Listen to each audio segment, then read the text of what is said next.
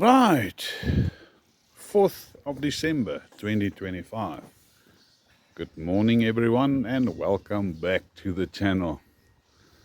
Today we're here in Centurion, Pretoria, Littelton, Pretoria, and we're quickly going to install a Centurion D5 Evo Smart Gate motor.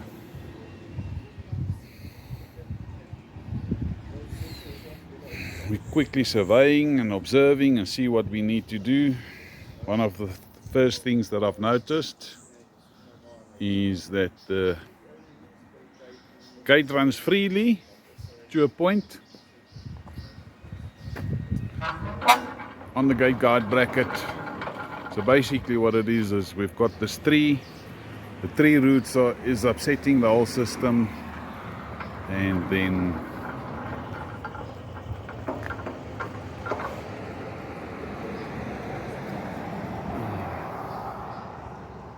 we're getting the steel sliding gate to get stuck on the guide roller system. Right, so we'll have to lift that. Ground track doesn't look too bad. There's some wiggles here.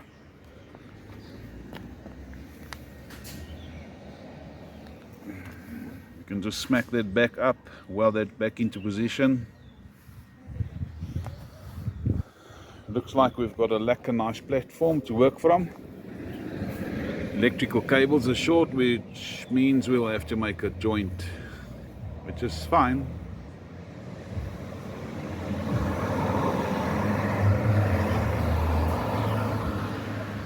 Got steel rack on here, and you can see the spacing is quite long, so they only had 3 supports in the whole length of the steel rack. What the guys used was sections of steel rack. So we'll cut that all off. Okay, so first things first, we'll start off with the steel rack, the ground track, to get that wiggly wobbly out, and then the gate roller guides to sort that out.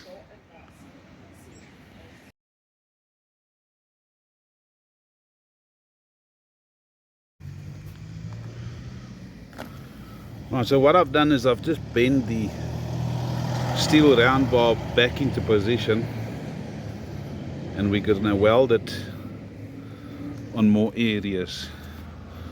So round bars welded onto angle irons will only move if the welded areas are not enough, which means that you didn't support it in enough areas with the welding. So I'll quickly show you here. We have a welding here, and we have a welding there, but there is nothing there. That's why it bent off on this section, and if it starts bending or coming off, it stays off. So I'm just going to quickly weld it into position. So if you look at from here, that's good. It's not going to interfere in the operation of the gate motor system.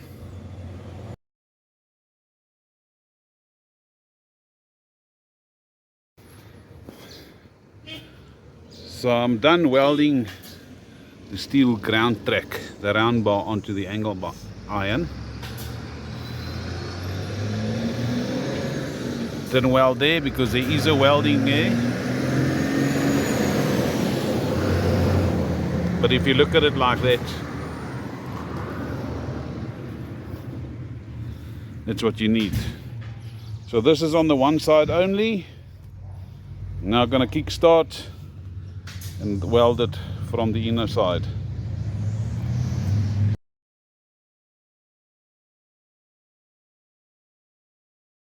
Right, we've welded the steel ground track on the insides as well. So none of the weldings are staggered, which means if it's welded on this side, it's welded on the other side in the same area. What I'll do is I'll just pan the camera over. There you can see it's on the same area. That welding is still good there. The reason why we don't stagger them is that if you stagger them, that's why your wheels then basically drives over the ground track, and then it's going to pull it off. So you've got a uphill and a downhill ground track or driveway. So your vehicle is coming from downhill upwards, and then the tires grip onto it and it pulls the round bar over as you're getting over the ground track. So that's why stagger welding should not be done on a steel ground track. Ground track is a little bit loose as well. It's only got 2 supports here in the front, so we're going to quickly drill holes and fit in another 4 just to keep it in place.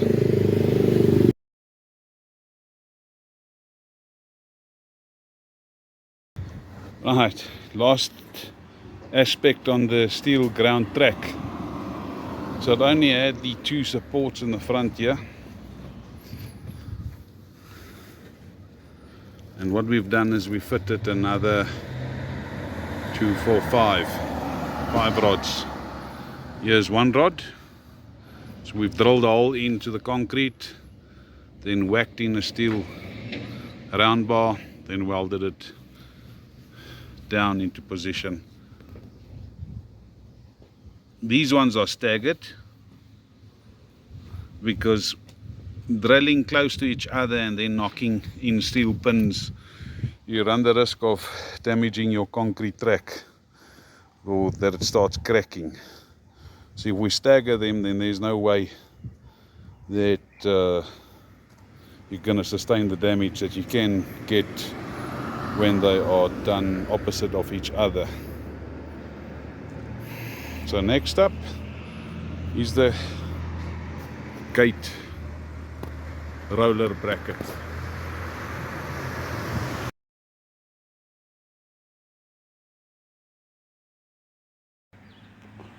Right, from this angle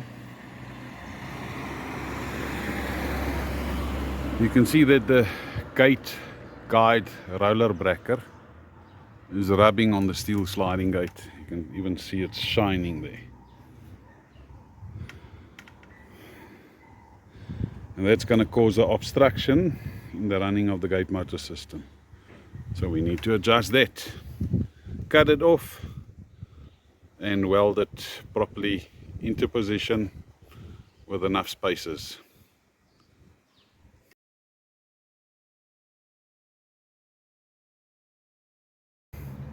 Maybe we should start writing a book with all of our encounters on steel sliding gate systems. Gosh. Yeah. Well, let's move on.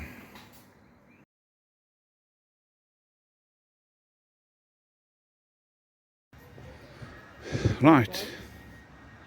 We're done with the gate guide roller bracket. We had to lift it significantly, rebuilding it. So you can see there's quite a big gap there. And when the gate's in the fully open position, the gap is basically closed.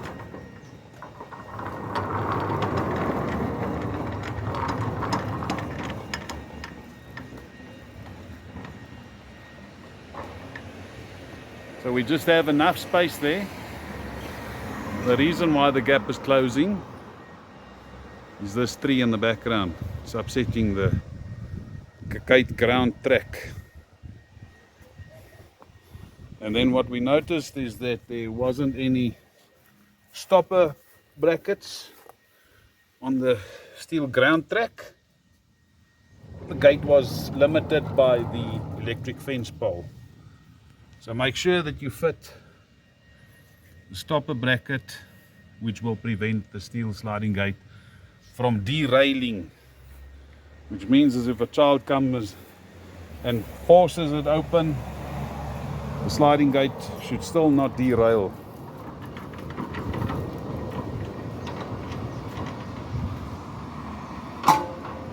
Gate is closing nicely on the gate guide bracket. It's a very short bracket. Gosh. Alright, now we're back to our steel platform. I've cut off the existing steel base plate.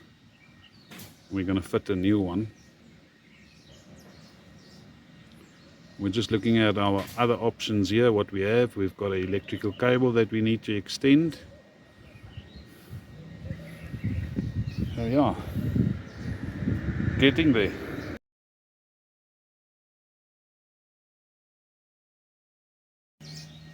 Here we have the steel base plate of the gate motor, and the anti-theft bracket ears have been welded into position. There you can see it.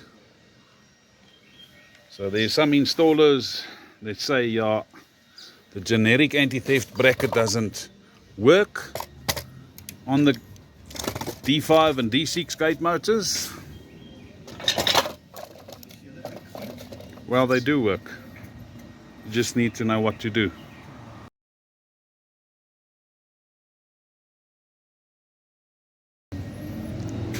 Just had to greet the client, but in any case, let me show you what does happen. You can see that you've got half-moon bolts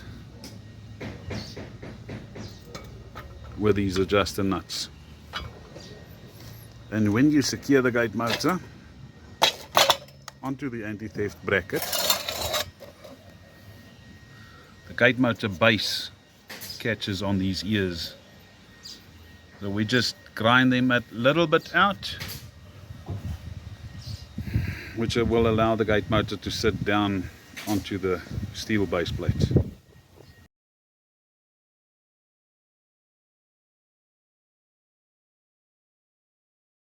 If you look at it from this side, here you can see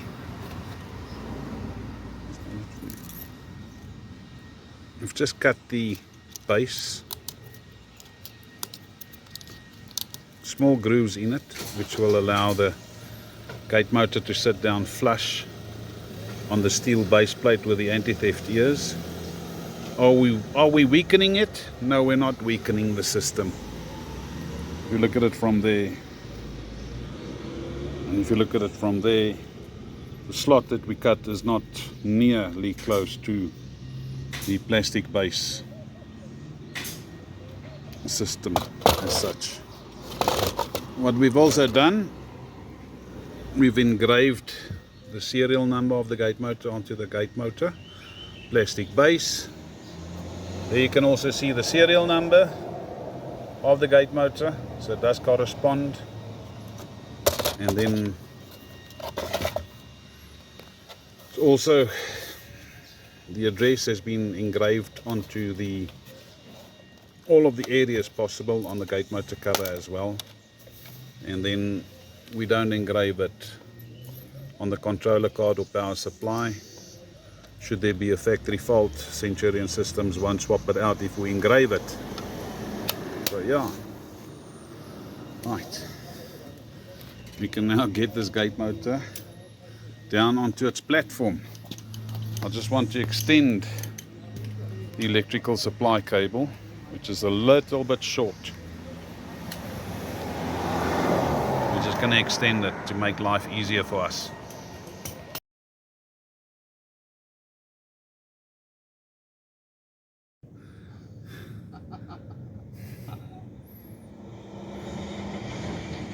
Right, we've got a lekker nice sturdy platform here, and we've welded the gate motor,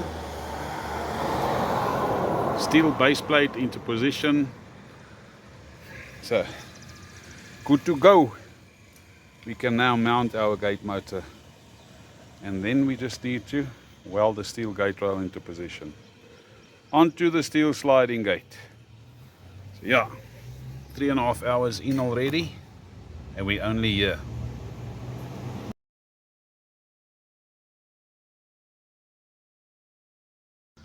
Right, done welding the steel gate rail onto the steel sliding gate. All of these startup sections have been reinforced. Was a tricky one, this one. We could use the normal 30x3 angle brackets, but then because of the length or the distance from the gate motor pinion gear, we used steel flat bar 30x30x5. We welded it on. Oh yeah, you can see that the track runs basically downwards to the front. That's again the tree that's upsetting the steel ground track.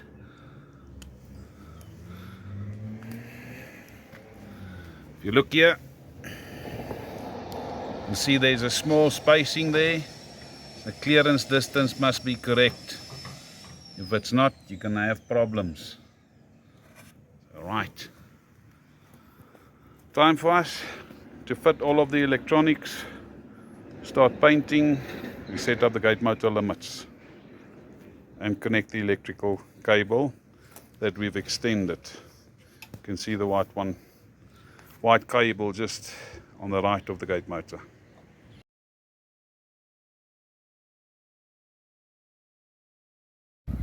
How's it, guys? Remember to set your battery charging voltage with the battery disconnected. You set it. We've set this one to 13.91 volts DC, so we're good to go.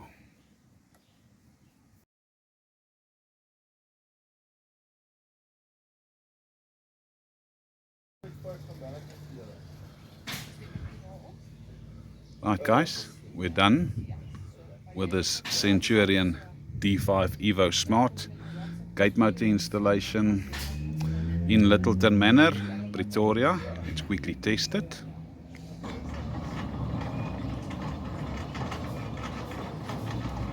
Again, you can see the gate motor is running the steel sliding gate effortlessly without any hiccups.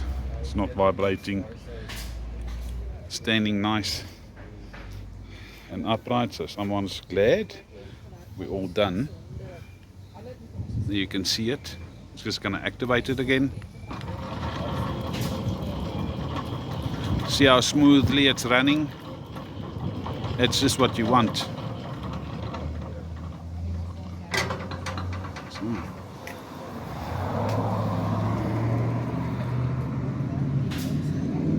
Obviously it's parallel.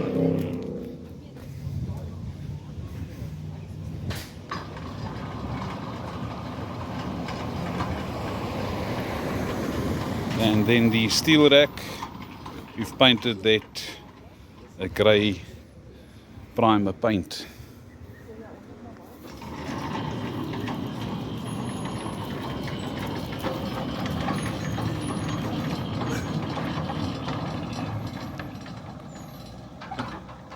We did check the gate wheels, they were all running smoothly. You